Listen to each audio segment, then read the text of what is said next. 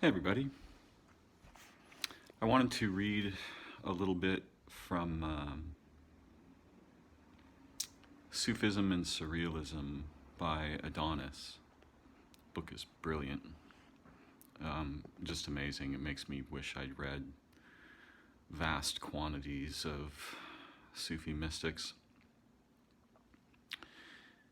It is possible to describe the experience of writing, the experience of the writer, as an experience of death in the Sufi sense of the word.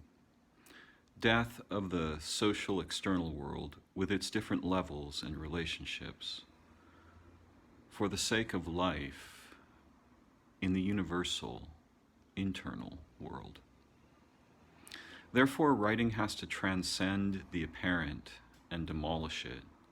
It has to go beyond the language of the transparent and demolish it.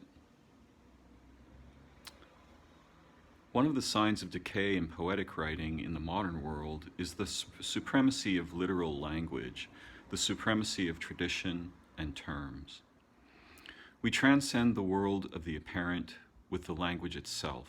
We intoxicate it. We must create a delirium in the language which corresponds to the delirium of experience. It is true to say that every Sufi writer aspires to discover the universal language, which expresses the correspondence between what is infinite, meaning, and what is finite, image. This language speaks without the intervention of reason. It is a language that dazzles the reader. It transports him to the infinite. And as the Sufi is intoxicated, his language is intoxicated as well. He creates a particular delirium for the language within his delirium. He expresses man's delirium through delirious language. The language must come out of itself in the same way as the Sufi comes out of himself. This intoxicated language is the language of metaphor, figurative speech. This language enables someone who is elsewhere in the abstract or concealed world to cross over into our world, the apparent. The language permits us to place the infinite in the finite, as Baudelaire says. The mystery, the infinite, the unknown, is not a point we can reach at which knowledge ends. On the contrary, it is movable. Each time we discover something about it, the things that demand to be known increase. It is not possible to arrive at a complete understanding of the mystery.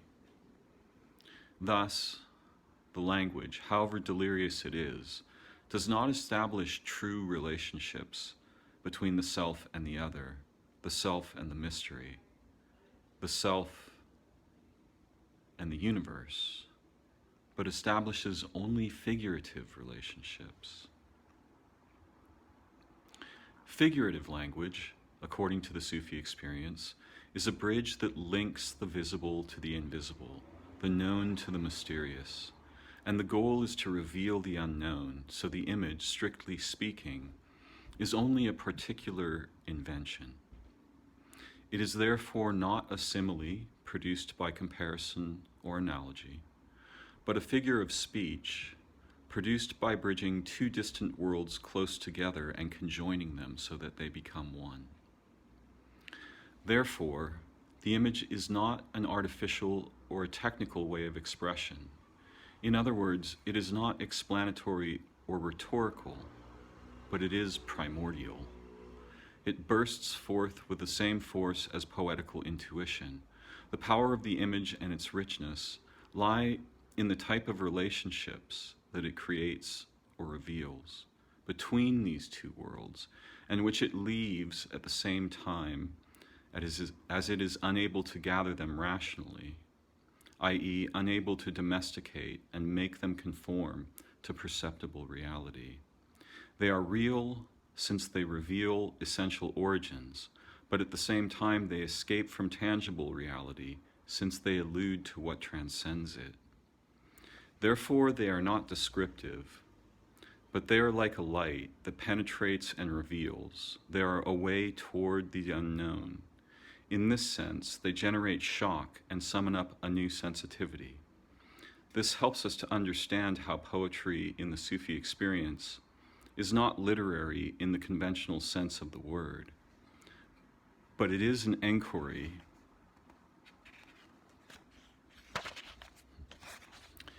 into the essence of man and existence, and a desire to change the image of the world. In brief, it is a refashioning of man and existence. The image here is a transfer. It transcends and changes. This takes us on to dream, vision, shath, and madness, which in the poetical Sufi experience represents a means of expression. I just lost my light.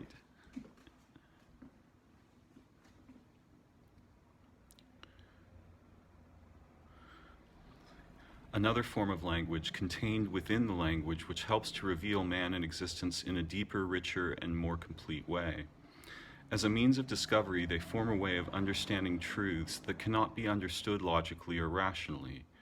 Reason and logic know only perceptible things or the abstract, and therefore the images that emanate from them are non-evocative because they distinguish between the visible and the invisible, while the figurative images of Sufism bring together the tangible and the abstract, the apparent and the concealed, the known and the unknown. The image in Sufi figurative language is not an isolated part in a sentence or an expression. It does not originate out of a desire to embellish or to persuade and provoke, which leaves us on the surface of reality, but is an organic part of every macrocosm. Images are people and places and subjects and events and actions. They link us to symbol and myth because they originate from this ascending-descending dialectic between God and man, between invisible reality and visible reality. They are charged with dreams and irrational elements such as magic and hallucinations and madness and shath and ecstasy. In Sufi experience, the unseen, the mystery, is the most profound because it is the origin. Therefore, trying to understand what is visible is only trying to understand the superficial and external. The soul is not superficial, but extends endlessly in depth and breadth.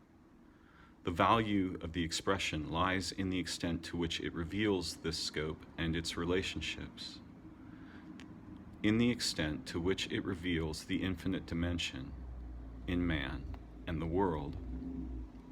The constant movement of discovering the infinite contains a continuous demolition of forms, or it has not been fixed in form. That is because form, like image, in this movement, is a pure invention, which is not manufactured or borrowed. It is not a covering or a wrap or a receptacle. It is the manner and process of our thoughts. It is a structure of relationships between words. In essence, the apparent in figurative language is not what speaks, but the inner meaning. The image is not what writes, but rather the meaning. The Sufi is the other, the objective other in figurative language. At the moment he is subjective, and because of that, he is not the one who speaks in meaning and writes in the image. Rather, the meaning is what makes him speak and write. He is not the one who thinks and writes. Rather, he is the one who is thought about and who is written about. One thinks me, as Rimbaud said at a later time.